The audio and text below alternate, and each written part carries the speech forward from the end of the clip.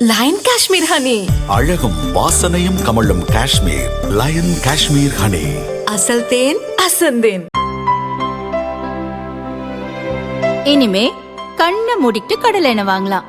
ஏன்னா மந்த்ரா கடலை எண்ணெய் இதயத்தின் தயாரிப்பு. வறுக்க பொரிக்க ஏன் எல்லா சமையலுக்கும் மந்த்ரா தான். மந்த்ரா கடலை எண்ணெய், அபார ருசி, ஆரோக்கியமான உடல் நலம். சேலம் மாவட்டம் ஏற்காடு பழங்குடியினருக்கு ஒதுக்கப்பட்ட தனி தொகுதி. அங்கு 2006க்கு பின் திமுக வென்றதில்லை. அதிமுக கோட்டையாக உள்ளது. தற்போது மகளிர் உரிமை தொகை உள்ளிட்ட திட்டங்களால் திமுகவுக்கு சாதகமாக தொகுதி இருப்பதாக அக்கட்சியினர் நம்புகின்றனர். அதனால் இதுவரை இல்லாத அளவுக்கு 10க்கும் மேற்பட்டோர் விருப்ப மனு அளித்துள்ளனர்.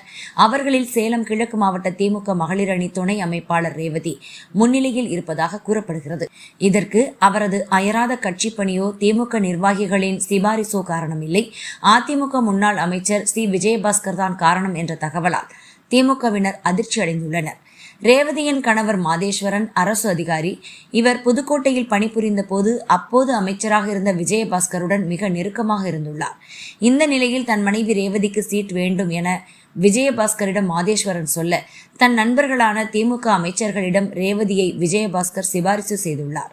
இப்படித்தான் வேட்பாளர் ரேஸில் ரேவதி முந்தி நிற்பதாக திமுகவினர் குமுறுகின்றனர். அதிமுக முன்னாள் அமைச்சர் பரிந்துரைப்பவரை வேட்பாளராக திமுக நிறுத்துவது உச்சபட்ச அவலம் என கூறினார்.